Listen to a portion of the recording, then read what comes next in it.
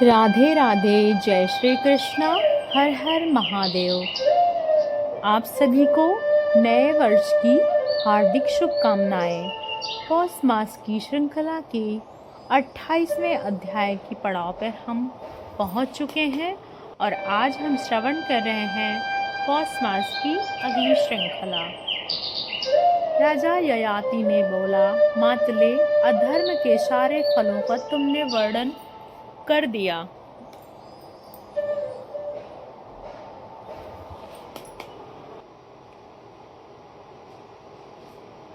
अब मुझे धर्म के फल के विषय में बताओ। धर्म करने से मनुष्य को कैसा फल मिलता है?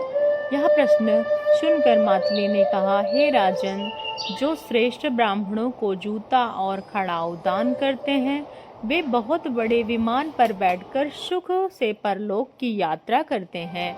वस्त्र का दान करने वाले मनुष्य दिव्य वस्त्र धारण करके परलोक में जाते हैं। वहीं पालकी का दान करने वाले जीव विमान द्वारा सुखपूर्वक यात्रा करते हैं। बगीचा लगाने वाले पुरुष शीतल छाया में सुख से परलोक की यात्रा करते हैं।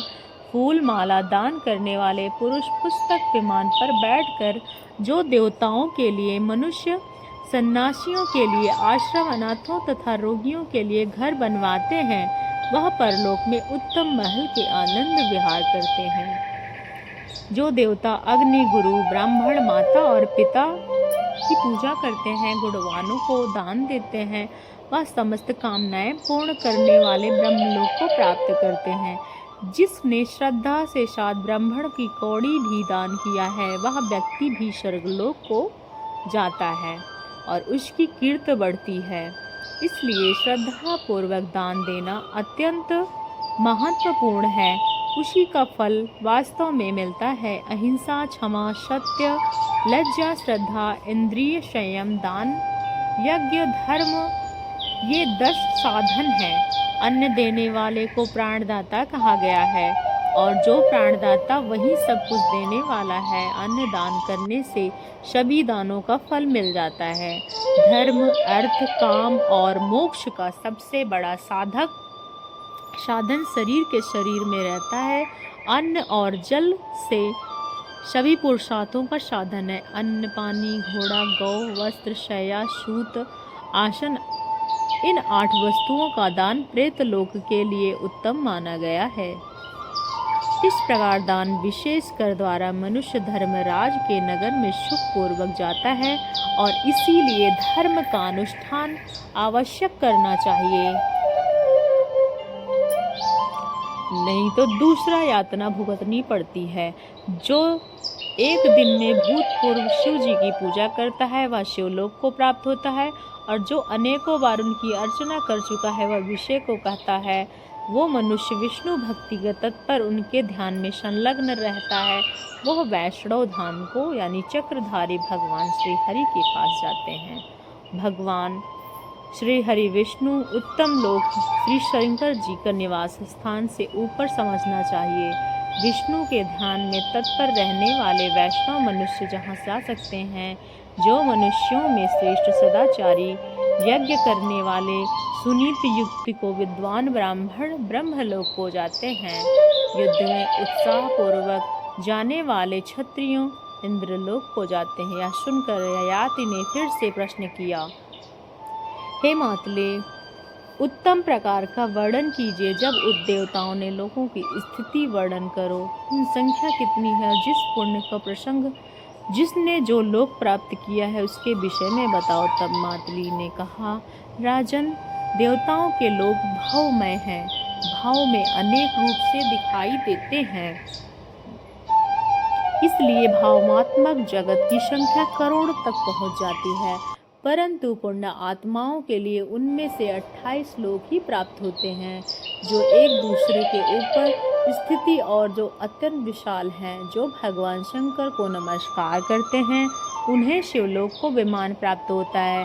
जो प्रसंग वंश में भी शिव का स्मरण, नाम कीर्तन अथवा उन्हें नमस्कार कर लेता है, उन्हें सुख की प्राप्त होती है। जो ध्यान के द्वारा भगवान श्री विष्णु का चिंतन करते हैं, व सदैव मन लगाए रहते हैं, उन्हें परम पद को प्राप्त करते हैं। नरश्रेष्ठ में शिव और भगवान विष्णु के लोक एक से ही हैं, क्योंकि ये दोनों महात्माओं भगवान शिव और भगवान विष्णु का ही स्वरूप भी है, एक है। भगवान शिव के हृदय में सदैव विष्णु निवास करते हैं और भगवान विष्णु के हृदय में सदैव भगवान शिव विराजते हैं। ब्रह्मा, विष्णु और शिव यह तीनों देवता एक रूप हैं। वे राजेंद्र, आप भगवान शिव के भक्त, भगवान विष्णु के अनुरागी हैं, इसलिए आप पर ब्रह्मा विष्णु तीनों ही देवता प्रसन्न हैं। राजन, मैं देवराज इंद्र की आज्ञा से इस समय आपके पास आया हूँ, इसलिए पहले आप इंद्रलोक में चलिए, इसके बाद ब्रह्मलोक, शिवलोक और विष्णुलोक में जाइएगा। यह कभी लोक दाह कर प्रलय से रहित है। मातृ की यह बात सुनकर राजा ययाति ने कहा, हे देवदूत, तुमने स्वर्ग का सारा गुण और अवगुण मुझे पहले से बता दिया, इसलिए अब मैं शरीर छोड़कर स्वर्ग लोक में नहीं जाऊंगा। देवाधिदेव इंद्र से तुम यह जाकर कहना, भगवान ऋषिकेश के उच्चारण ही सर्वोत्तम धर्म है। मैं प्रतिदिन इसी रसायन की सेवा करता हूँ, इसलिए मेरे रोग, दोष, पाप आदि नष्ट हो जाएंगे और संसार में श्री कृष्ण की उपासना से बढ़कर कोई साधना नहीं, कोई दोष नहीं। संसार में श्री कृष्ण के नाम से बढ़कर कोई औषधि नहीं। इसके रहते हुए मनुष्य पाप और व्याधियों से पीड़ित होकर मृत्यु को प्राप्त कर रहे हो।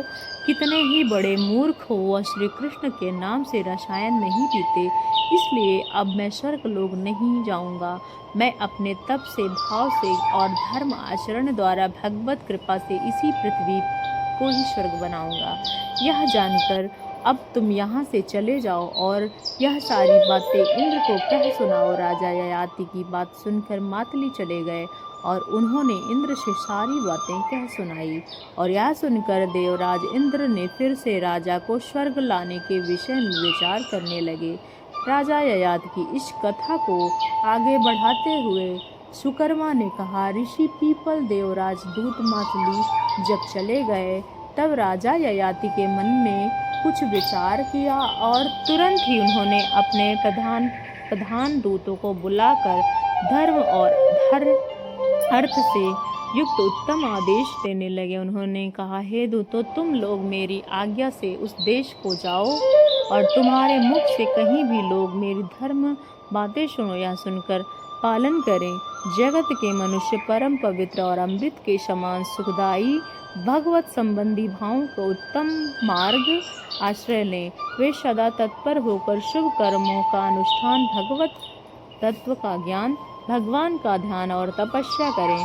सभी लोगों के विषय में त्याग करके यज्ञ दान द्वारा एकात्र मधुसूदन का पूजन करें। सर्वत्र सूखे और गीले में आकाश और पृथ्वी पर चराचर प्राणियों में श्री हरि का दर्शन करें। जो मनुष्य लोभ व मोह से इस आज्ञा का पालन नहीं करेगा, निश्चय ही उसे कठोर दंड दिया जाएगा। इस प्रकार राजा ययाति के वचन सुनकर सभी दूतों ने हृदय प्रसन्न हो गया। वह संपूर्ण पृथ्वी पर घूम घूम समस्त प्रजा को महाराज के आदेश सुनाने लगे और आदेश सुनते ही कहने लगे, सुनो सुनो, ब्राह्मण आदि चारों वर्णों के मनुष्यों, ध्यान से सुनो। राजा ययाति ने इस संसार को परम पवित्र अमृत ला दिया है। आप सभी उनका पान कीजिए और इस अमृत का नाम है पुण्यमय वैष्णव धर्म। वह सभी दोषों से रहित है, उत्तम परिणाम का जनक है। भगवान केशव सभी का क्लेश हरने व सर्वश्रेष्ठ आनंद स्वरूप है। उनका नाममय अमृत समान दोषों से दूर करने वाला है। हे महाराज, ययाति ने उस अमृत को यहीं पर सुलभ कर दिया है। आप सब अपनी इच्छा अनुसार उसका पान करें। इस प्रकार राजा ययाति संपूर्ण देशों में, द्वीपों, नगरों, गांवों में ध्यान से सुनो लोगों, महाराज की आज्ञा लो, पूरे जोर लगाकर सर्वत्र भगवान विष्णु की पूजा करो। भगवान मधुसूदन की आराधना करते हुए मन में संपूर्ण वृत्तियों से उन्हें का ध्यान और चिंतन करो।